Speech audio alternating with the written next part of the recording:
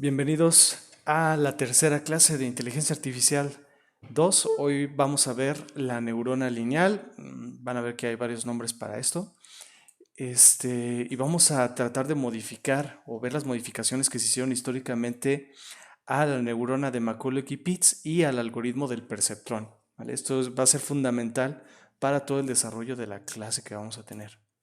Bien, recordando un poquito, en el 43. Les suelo poner las fechas, no se preocupen por ellas, no va a venir el examen, ¿vale? Pero para que les dé un poco de curiosidad cómo fue el desarrollo de esta historia. Bien, eh, en el 43 se propuso este modelo matemático, el modelo que tenemos de la neurona artificial, que es casi el que usamos, ¿vale? Con algunas pequeñas modificaciones, y solemos referirnos a él simplemente como neurona artificial o como modelo de McCulloch y Pitts. ¿Hecho? Ya habíamos hablado de él en las clases anteriores, y hablamos que también en el 58, ¿vale? Una década más tarde, se creó el primer algoritmo de entrenamiento para esta arquitectura, ¿vale? Que se llama el algoritmo del perceptrón.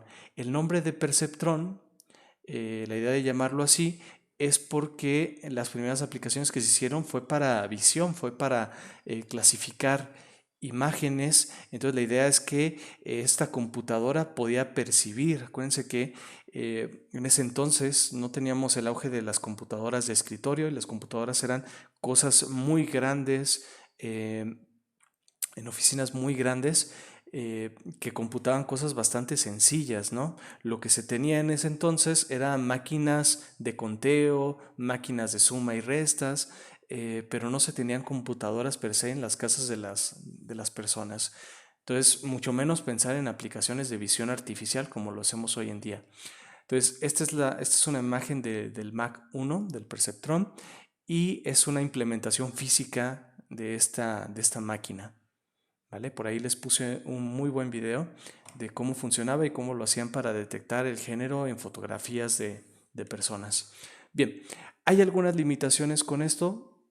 Claramente tenemos aquí esta formulita. No les expliqué de dónde salió porque incluso si revisan el artículo original de Rosenblatt, pues es un poquito desarrollo intuitivo como él lo generó, y claro que demostró que funcionaba, e incluso hay una prueba de convergencia. Siempre y cuando sus claves sean linealmente separables, el perceptrón va a llegar a convergencias para factores de eta menores que 1. Bien, ahora vamos a modificar esto, vamos a modificar el perceptrón. ¿Por qué? Porque queremos usar todo lo que conocemos de optimización matemática y de la teoría clásica. Entonces, si queremos usar optimización sobre esta arquitectura, tenemos un pequeño problema, y es que esta función de activación, como la plantearon Macaulay y Pitts, pues es una función que hace algo así, ¿no? Entonces es una función que tiene una discontinuidad en este punto de aquí, ¿va? Entonces, eso no nos conviene porque si es discontinua esta función, no la vamos a poder diferenciar, no la vamos a poder derivar. Y si no la podemos derivar, pues no vamos a poder utilizar un gran conjunto de técnicas de optimización que ya existen en la teoría matemática. Va, entonces vamos a modificar esto, y esas modificaciones vienen por Bertrand Whitrow, ¿vale? En varios artículos que sacó desde 1960 hasta 1964, publicó múltiples artículos sobre esta arquitectura que ha tomado el nombre de Adaline, ¿vale? ¿Qué vamos a modificar? Pues lo que vamos a quitar de la arquitectura va a ser esta función de activación que tenemos por ahí, ¿vale? La vamos a quitar, vamos a hacer como que no existe ahorita, y simplemente vamos a entregar lo que nos daba la sumatoria de los pedos sinápticos multiplicados por la entrada más el sesgo, ¿vale? Entonces vamos a suponer que ahorita no hay función de activación, o lo que es lo mismo, ¿vale? Si seguimos pensando en la misma arquitectura, también podemos pensar que la función de activación ahora, que normalmente era esto de aquí, pues simplemente va a ser igual a z, ¿no? A esto normalmente le llamamos función lineal porque nos permite ver la ecuación lineal directamente, o quizás un nombre mejor puesto es función identidad, ¿vale? Entonces ambas abstracciones son lo mismo: quitar la función de activación o definir la función de activación como esta función identidad que nos regresa el mismo argumento. Bien, de forma general nos vamos a quedar con esta interpretación. Bien, antes de proseguir con esto y con la explicación de por qué esto es benéfico a lo que queremos hacer, cabe aclarar unos nombres que se le suele dar a este mismo algoritmo para que no tengan confusión, ¿vale? A este algoritmo que le llamamos Adaline, que viene de Adaptive Linear Element, que sería elemento lineal adaptativo, también se le suele llamar LMS, ¿vale? El algoritmo LMS. ¿Por qué? Resulta que Widrow, antes de estar en esta área que apenas estaban haciendo de inteligencia artificial, pues él venía del área de tratamiento digital de señales. Entonces, en esta área lo que se utilizaba era mucho filtros y cosas por el estilo. Entonces, en ese ámbito, el mismo algoritmo se suele llamar LMS, incluso hay libros que todavía pueden encontrar donde el algoritmo sigue recibiendo el nombre de LMS, ¿vale? Otro nombre que recibe es regla de Widrow-Hoff, ¿vale? Es otro nombre que pueden encontrar por ahí. Y otro nombre sería gradiente descendente.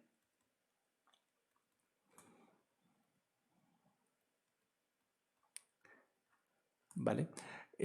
Aquí cabe aclarar otra cosita, que gradiente descendente realmente es un algoritmo más complejo de lo que es Adaline, así que Adaline realmente sería un caso particular de gradiente descendente, como lo vamos a ver en unos momentos, ¿vale? Entonces, este nombre yo suelo pensar que está mal empleado a cuando decimos Adaline, ¿vale? Ciertamente Adaline es gradiente descendente, pero no siempre que usamos gradiente descendente lo estamos haciendo igual como lo hacía el algoritmo de Adaline. Entonces, es un caso particular de gradiente descendente. Bien, vamos a seguir. Entonces, la idea es quitar la función de activación, quedarnos con la salida directamente. ¿Y qué va a cambiar eso en la neurona?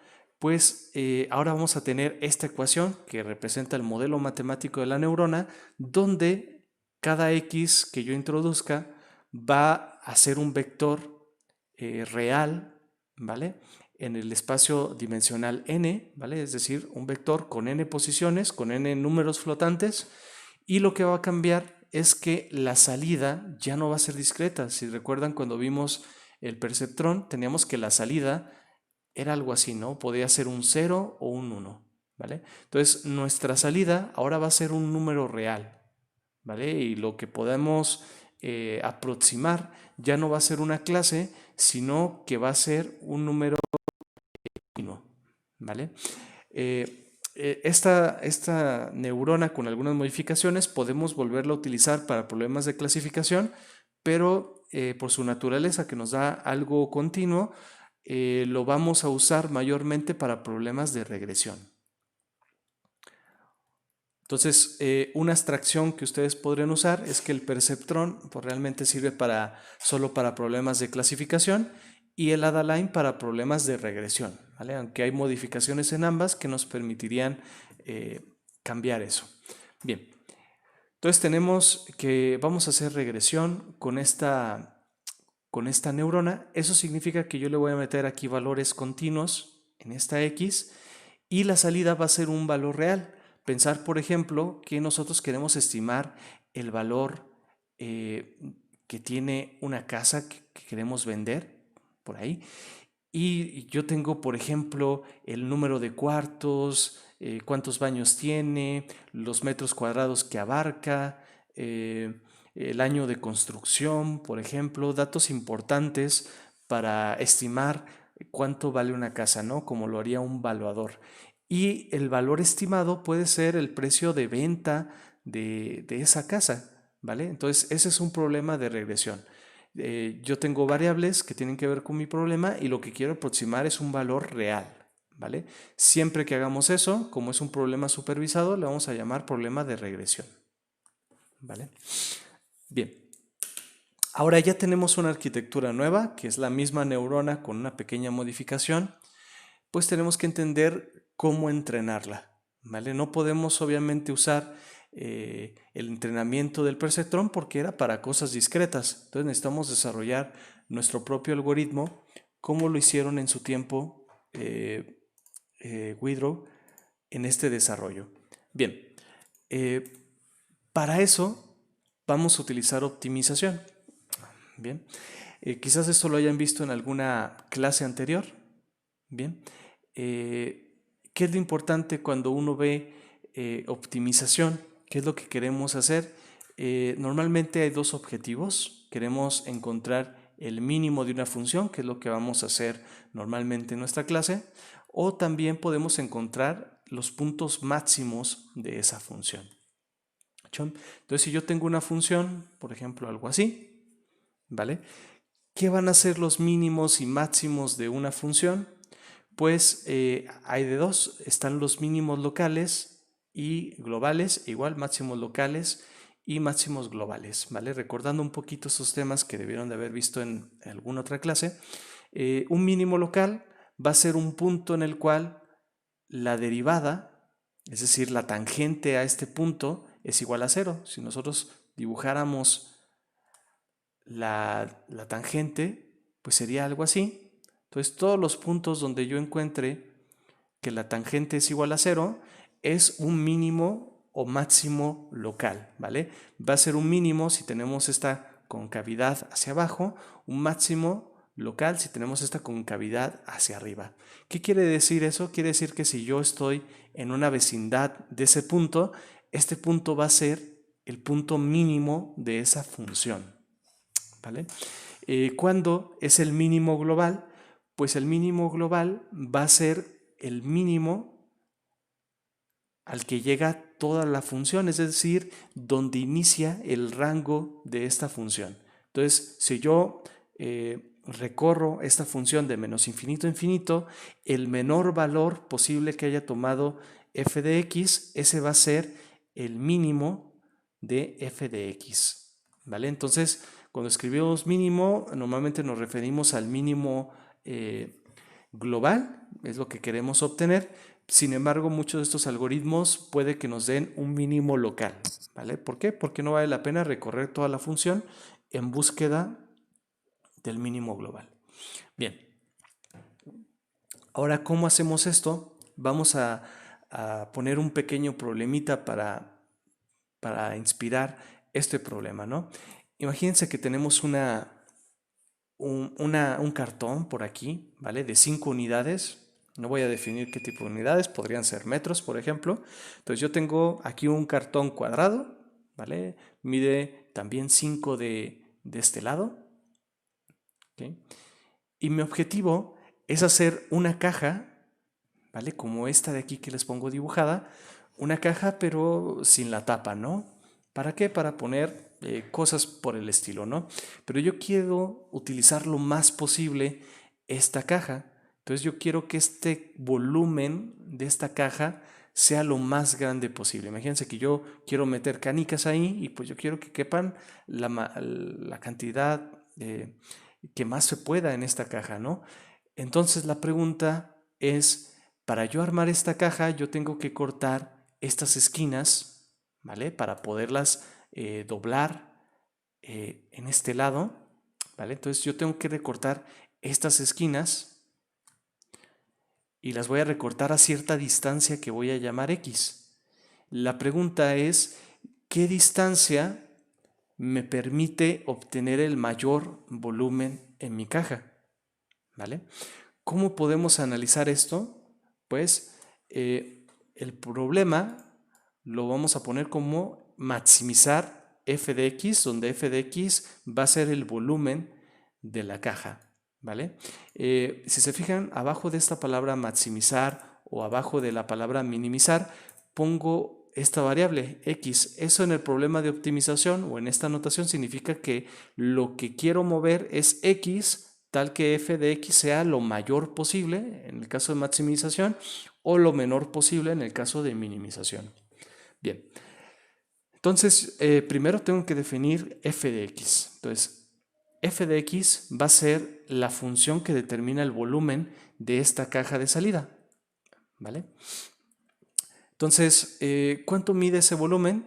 Pues es un prisma rectangular, ¿vale? Entonces necesito sacar el área primero de este rectángulo, que sería cierta distancia, ¿vale? Va a quedar cuadrada la caja, entonces esta distancia sería igual y eso lo voy a multiplicar por la altura de la caja, ¿vale? Entonces, ¿cuál sería la altura de la caja? Pues si se fijan, va a ser lo mismo que este recorte que tengo por aquí. Entonces, este recorte X va a ser la altura de la caja final que yo voy a construir. Entonces ahí tengo X multiplicando la dimensión del área del rectángulo, bueno, del cuadrado que se va a formar.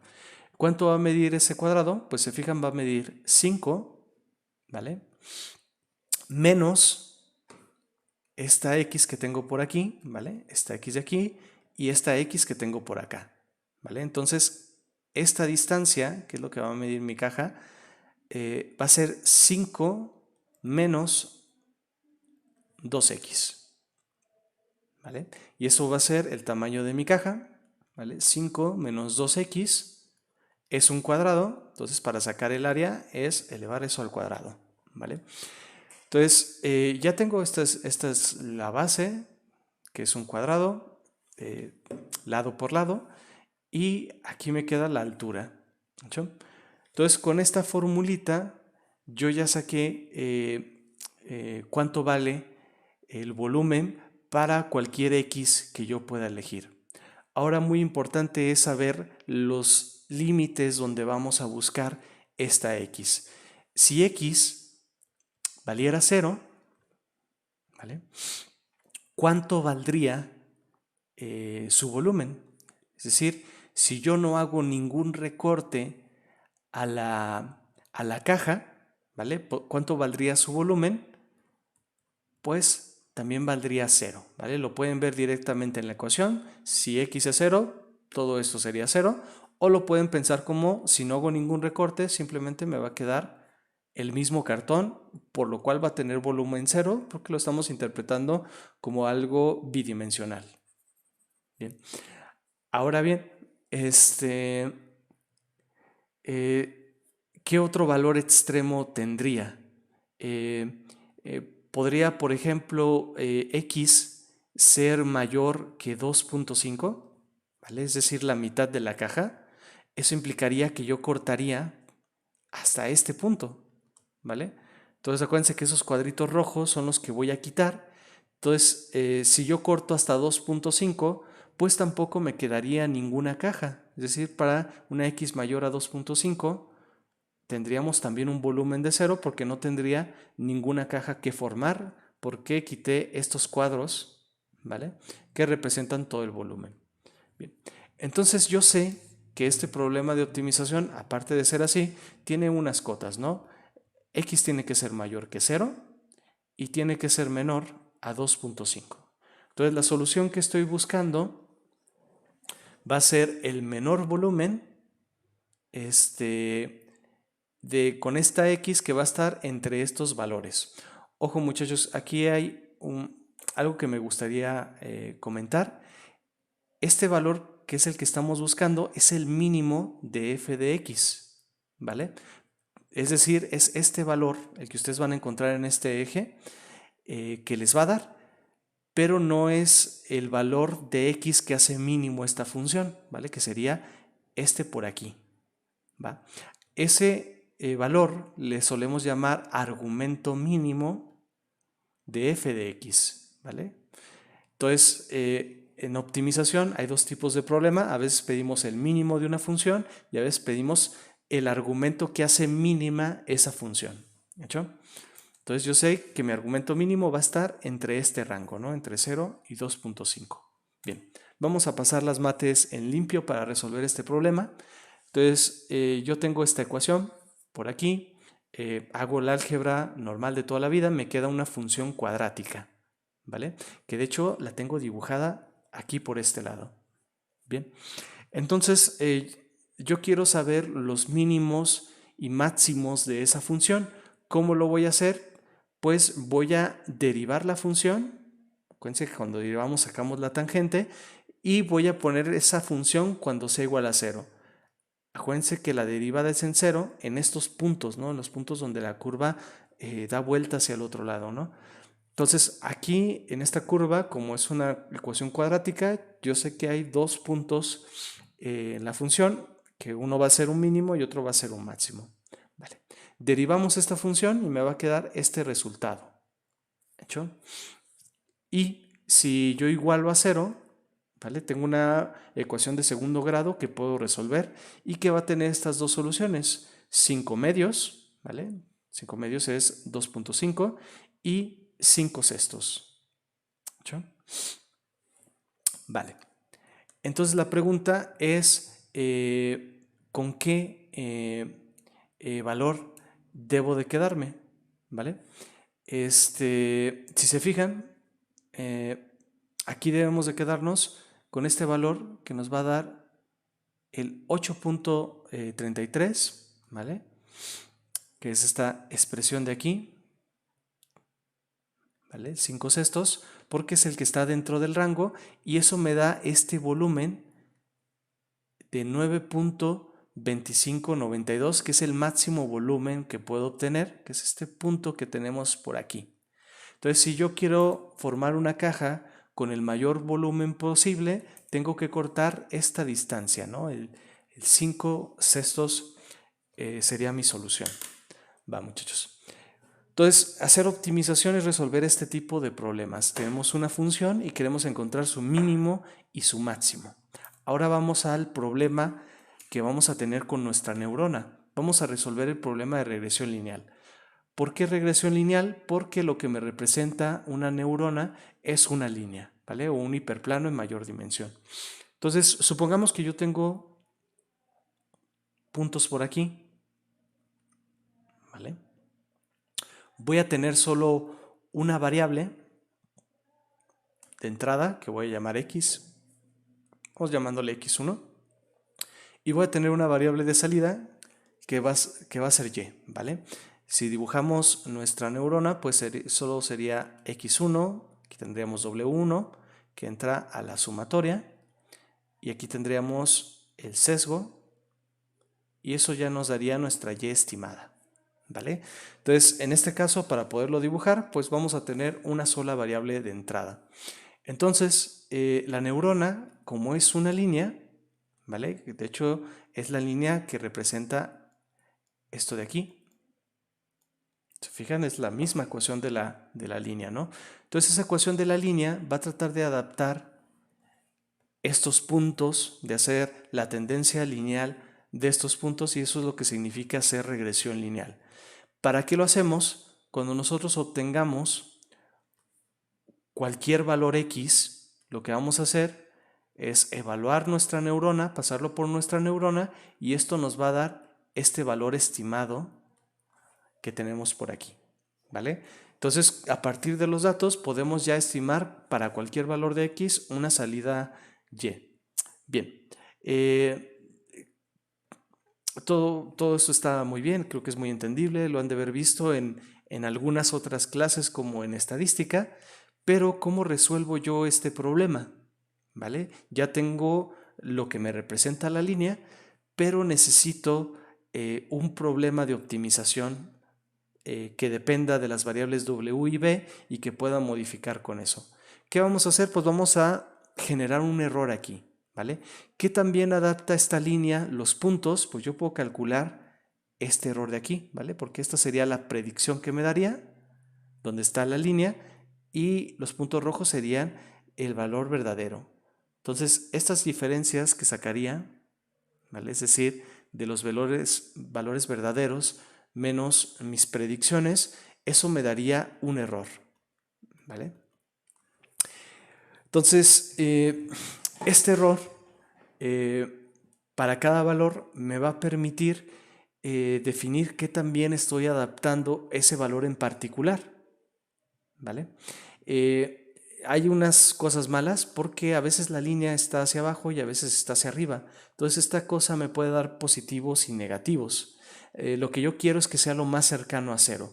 Entonces, para no tener valores negativos por ahí, lo que voy a hacer es elevar al cuadrado, ¿vale? ¿Para qué elevo al cuadrado? Para que todos los negativos se hagan positivos, ¿hecho? Y algo que solemos hacer cuando elevamos al cuadrado en matemáticas es dividir entre 2, ¿vale? Esto no tiene ninguna razón particular, pero nos va a ayudar a cuando entremos a las derivadas, la ecuación quede un poquito mejor, ¿vale? Entonces es una sutileza matemática que la hacemos para el siguiente paso que vamos a hacer. Bien, va. ¿Cómo vamos a resolver este problema? Hay dos formas, ¿no? Si yo tengo un dataset de esta forma, ¿bien? Donde aquí tengo cada uno de los ejemplos, que en este caso serían los puntos que tengo por aquí, ¿vale? Estos serían los puntos XY, ¿vale? Donde ahora X es un solo número real y Y es otro número real. Esos serían los ejemplos que tengo en mi dataset, ¿va? Entonces, hay dos formas en las que lo puedo hacer, ¿vale? Normalmente le llamamos error en línea. Se fijan, aquí estoy calculando el error, pero de un solo ejemplo. Estas Y no les puse las I porque es un solo ejemplo el que yo estoy utilizando, ¿vale? Entonces, a esto le llamamos error en línea porque lo solemos utilizar en el aprendizaje en línea. Es decir, llega un patrón, uno de estos ejemplos, y yo voy a generar este error y a partir de ese error voy a tratar de modificar las Ws y las B de mi problema, ¿vale? Eso sería hacerlo en línea y hay otra forma que le llamamos el error global o también le llamamos lote completo, en inglés full batch, ¿vale? Que va a ser la sumatoria de todos esos errores que tenemos. Se fijan, aquí ya tengo el índice I que va a ir recorriendo cada uno de estos ejemplos que tengo a mi izquierda y voy a sumar todos en esta sumatoria, ¿vale? Y los voy a normalizar, es decir, voy a dividir entre el número de ejemplos que yo tengo, ¿hecho? Y este 2 pues viene al igual de esta fórmula para algunas sutilezas matemáticas que vamos a utilizar después. Va. Entonces, existen estas dos formas. En este video, en esta clase, nos vamos a enfocar a esta primera forma, entrenar en línea, ¿vale? Y la siguiente clase nos vamos a enfocar a cómo entrenarlo fuera de línea o por lote completo, ¿vale? Por el lote de datos de manera completa. Bien, entonces vamos a fijarnos en este error y vamos a desarrollar el algoritmo de optimización para encontrar las Ws y las B adecuadas que mejoren mi problema. Bien, para esto vamos a utilizar un algoritmo que se llama gradiente descendente. ¿Sí? ¿Dónde queda el Adaline? Pues el Adaline es un caso particular de gradiente descendente, es decir, Adaline se refiere a gradiente descendente utilizado en esta arquitectura en particular, ¿vale? Cuando hacemos eso, eso se le llama Adaline, ¿hecho?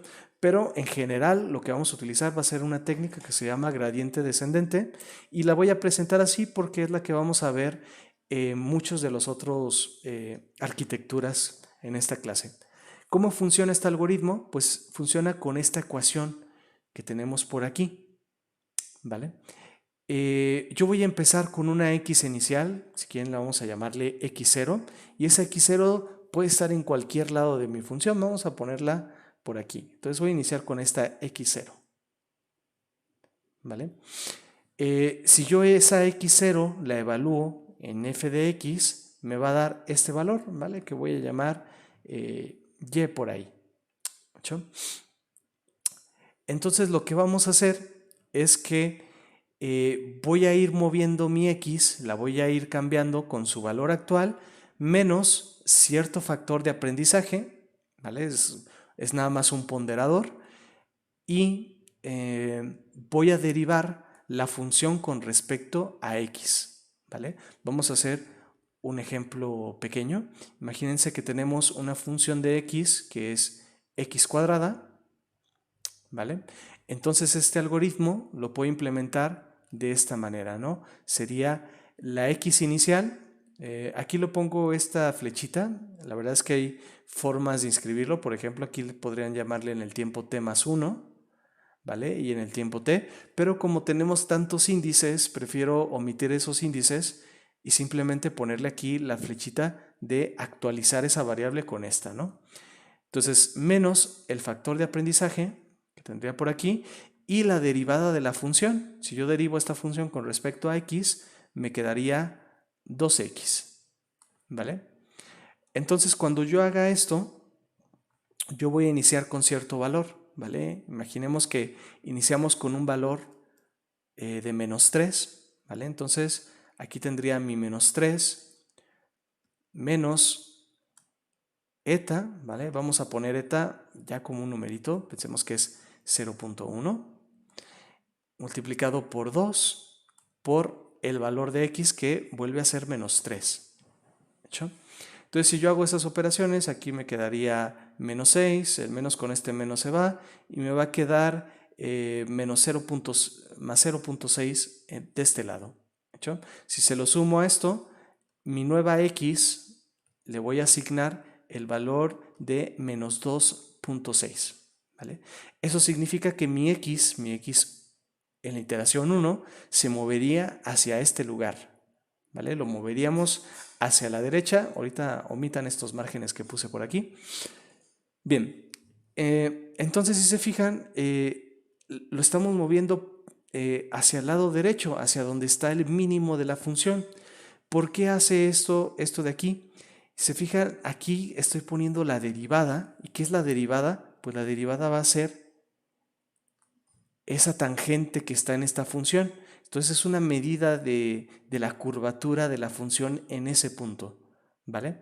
Entonces, lo bueno de esta derivada es que si es 0, yo sé que ya llegué a un mínimo local. Entonces, cuando esta derivada sea igual a 0, no vamos a modificar el valor de x. ¿Por qué? Porque ya estamos en un mínimo local, ¿vale?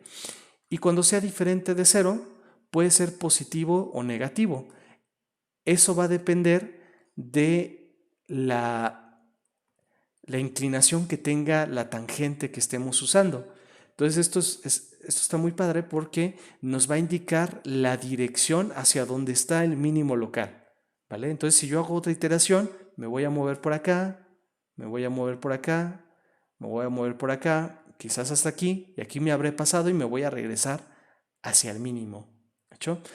Entonces, al sacar la derivada, es muy parecido a estar caminando en una montaña, ¿no? Si ustedes ponen sus pies en la montaña, van a sentir que un pie está más alto que otro y eso les va a poder indicar hacia dónde está la cima y hacia dónde está el valle de la montaña. Entonces estamos haciendo algo parecido con este método, ¿no? Realmente vamos a ver la tangente en ese punto y hacia donde indique, hacia donde está el mínimo, por eso tiene este menos, de que vamos a ir hacia el mínimo. Si quisiéramos ir hacia el máximo, tendría un más, ¿vale?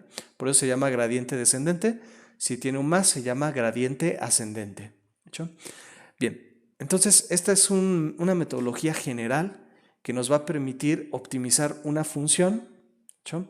Una de las cosas malas es que siempre nos lleva al mínimo local más cercano, ¿vale? A comparación de utilizar cómputo evolutivo, que sí es un poco más robusto a los mínimos locales.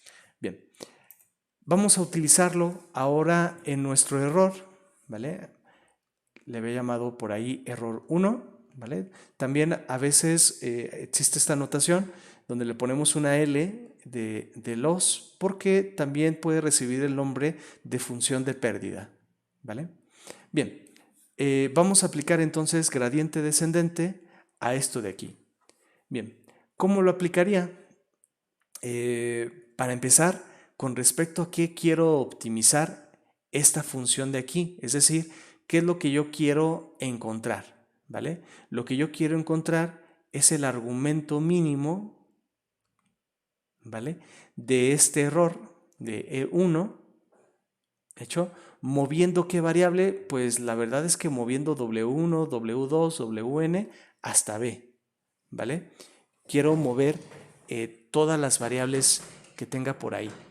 Bien, como eso no lo podemos hacer, por lo menos ahorita con este método, esta versión del método que tenemos, vamos a elegir una variable, ¿vale? Vamos a pensar que yo quiero optimizar esa función ahorita con respecto a W1, ¿vale? Es más, vamos a generalizarlo un poquito y vamos a decir con respecto a alguna W.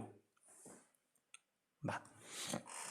Entonces, yo voy a encontrar esa W y simplemente pues va a ser la que haga mínima esa función, ¿vale? Entonces, yo puedo buscar el argumento mínimo o el mínimo, ¿va? ¿Cómo lo voy a hacer? Pues voy a hacer, como lo marca aquí, la derivada de esa función con respecto a W. ¿Hecho? Bien, entonces voy a hacer la derivada, vamos a llamarle derivada de esta función de pérdida que les estoy poniendo aquí. ¿Hecho? También podríamos ponerle E1. Y voy a derivar con respecto a W1. Ojo, pongo derivadas parciales. ¿Por qué? Porque realmente tengo más variables. Vamos a poner WI de manera general. Entonces es una derivada parcial porque tengo más variables. En este caso son las W y la B. Entonces yo quiero saber cuál sería la derivada parcial de esta función con respecto a cierta W. ¿Vale? Entonces, atención aquí porque esto es un punto que a veces suele complicarse un poquito. Yo quiero derivar esta función con respecto a W y décima, entonces con alguna W, imaginemos que es con W2. ¿Dónde está esa W2? Pues la W2 está dentro de la Y', que es nuestra Y estimada, y esa Y estimada está dentro de este paréntesis que se está elevando al cuadrado y dividiendo por 2. ¿Hecho? Entonces vamos a utilizar la regla de la cadena para ir derivando la función hasta que lleguemos a la W2. ¿Vale? Bien, entonces voy a pensar un medio del error al cuadrado como si fuera una variable u al cuadrado, ¿vale? Entonces, si yo quiero encontrar la derivada de esta función, pues lo que hago es derivarlo normalmente, el 2 bajaría hacia el numerador, me quedaría 2 entre 2, ¿sí? Se fijan, por eso ponemos el 1 medio para poder eliminar el 2 del cuadrado que tenemos, ¿sí? No hay ninguna otra razón que eliminar ese 2, ¿vale? Y me quedaría esta u, le resto 1 al exponente, me queda 1. ¿Hecho? Vamos a ponerle aquí el 1 bien para que no se confunda. Y aparte, pues, por la derivada de lo que tenga adentro. ¿Están de acuerdo? Entonces esto es muy importante, hay que derivar lo que tenga adentro esa u. Esto es lo que nos dice la regla de la cadena. ¿Hecho? Entonces vamos a hacer ese paso. Si yo derivo esto como si fuera la u, me va a quedar nada más la u, que va a ser y menos y'. ¿Vale? Bueno.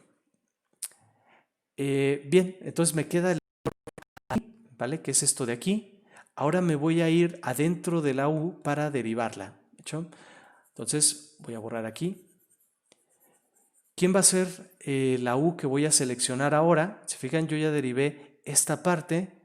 Entonces ahora lo que voy a derivar va a ser lo que está dentro del paréntesis. Entonces voy a derivar y menos mi y estimada, ¿vale? Y esa va a ser mi u. ¿Ok? Si yo derivo esto, fíjense que esta y, el valor deseado, pues no tiene que ver nada con W, entonces es una constante, al derivarla se va a hacer 0, ¿vale? Entonces realmente lo que estoy derivando va a ser esto de aquí, ¿vale? Con respecto a quién, pues voy a derivar con respecto a la misma y, ¿vale? Entonces esto es igual a que yo tuviera una menos u, ¿vale? ¿Cuál es la derivada de menos u? Si yo la derivo, me saldría menos, porque es lo que está acompañando a esta U, la U se iría, ¿están de acuerdo? Entonces me quedaría menos 1. Su derivada de esto es menos 1, pero hay que multiplicarlo por la derivada de la U. ¿Vale? Acuérdense que estamos siguiendo la regla de la cadena. Entonces el chiste es ir por la función más grande, hacer una extracción grande, derivar y luego nos metemos a los paréntesis de esas funciones. ¿Vale? Entonces eso lo voy a multiplicar por lo anterior que ya lo teníamos y me queda así. ¿Va? Ahora ya estoy aquí dentro, estoy dentro de mi y estimada, es decir, dentro de esta función, ¿vale? De mi función de la sumatoria. Entonces ahí voy a derivar con respecto a cierta W. Imaginemos que es W2. Si yo derivo con respecto a W2, esto se va a hacer 0 porque no contiene W2. Todos los demás también se van a hacer ceros, ¿de hecho? Excepto este de aquí, ¿vale? Porque sí contiene W2.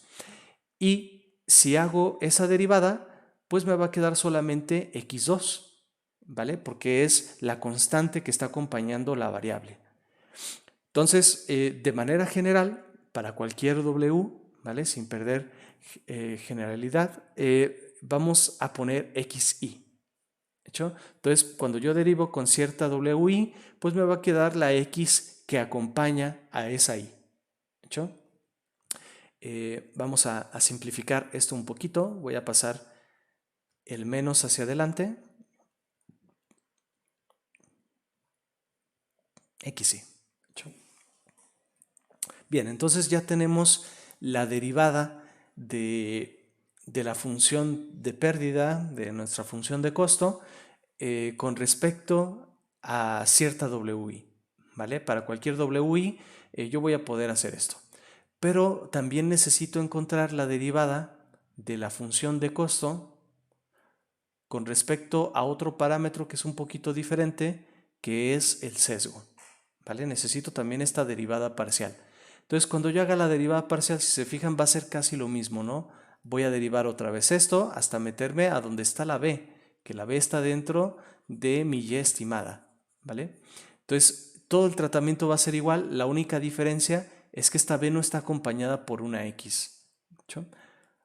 Entonces, su derivada sería esto de aquí, y cuando derivamos b, pues realmente me queda un 1, ¿vale? Que es lo mismo que no tener este 1 aquí. ¿Sí? Entonces ya sabemos cómo derivar con respecto a W, ¿vale? A cualquier peso sináptico que tengamos, y con respecto al sesgo. ¿Va? Voy a pasar esto un poquito mejor para que se vean bien las ecuaciones. Entonces tenemos esta respuesta y esta respuesta de aquí. ¿Sí? Pero bien, eso quisiera decir que tengo que hacer la derivada parcial por cada una de los pesos sinápticos que yo voy a tener, ¿vale? Vamos a cambiar eso para que la fórmula se parezca un poquito más a esta de aquí, ¿vale? Esta es una fórmula que funciona escalarmente, ¿no? Cada cosita de ahí es un numerito. Entonces lo que vamos a hacer es vectorizarla. ¿Cómo la vamos a vectorizar? Pues lo que vamos a hacer es calcular algo que le llamamos gradiente, que es de donde viene el nombre de este método. ¿Qué es un gradiente? ¿Vale? Voy a poner el gradiente que se escribe con esta letra que solemos llamar nabla, ¿vale? A los que no las conozcan, es un icono que se llama nabla, ¿vale? A veces ponemos nabla con respecto al vector W, ¿vale? Por ejemplo. Y es un operador que le vamos a poner aquí la función que queremos sacarle el gradiente, ¿vale? Que va a ser esta función de aquí. Y lo interesante de esto es que como estamos haciendo la derivada, que el gradiente realmente es la derivada con respecto a cada uno de los valores de un vector, ¿vale? Hagan de cuenta que es derivar con respecto a un vector. Entonces, hacer eso lo que nos va a dar va a ser otro vector, ¿vale? Donde cada uno de los elementos va a ser la derivada parcial de esa misma función de costo que yo tengo, ¿vale? Entre el primer peso sináptico, ¿vale? Estoy derivando con respecto a W. Y también voy a poner aquí la derivada parcial con respecto al segundo peso sináptico Y así me voy a ir hasta que haga la derivada parcial con respecto al enésimo peso sináptico.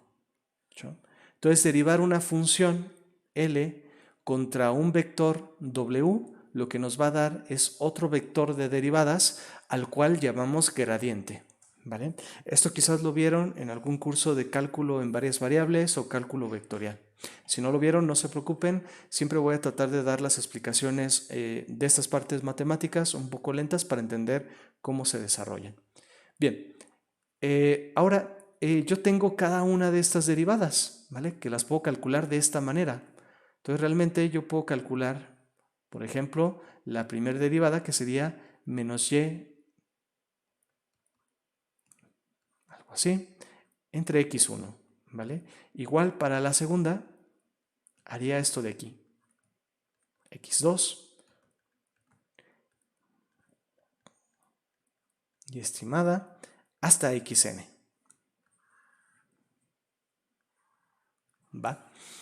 Bien, entonces ya tenemos vectorizadas las derivadas de cada uno de los pedos sinápticos, pero fíjense que este error que calculo junto con el menos, esto de aquí se repite en cada una de las derivadas, ¿vale? Y aparte es un valor escalar, entonces realmente estoy escalando un vector ahí.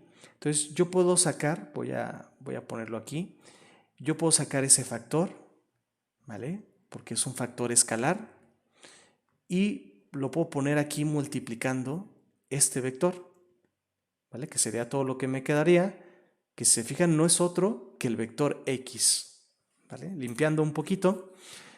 Entonces el gradiente contra un vector de una función, el gradiente, hagan de cuenta que es la derivada de una función con respecto a todas sus variables, ¿vale? Que podemos modificar, y esas variables las vamos a apilar en un vector. ¿Sí? Entonces son las derivadas parciales, aquí tengo el operador de derivada parcial a cada una de estas funciones.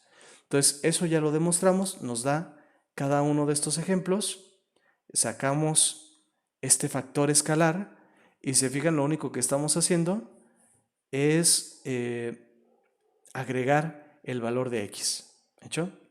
Para el caso de b no necesitamos hacer nada porque b es un escalar, ¿vale? No vamos a modificar un vector, entonces se va a quedar así directamente. Bien, antes de pasar a la demo, que creo que como está quedando muy largo este video, lo vamos a dejar para la siguiente clase.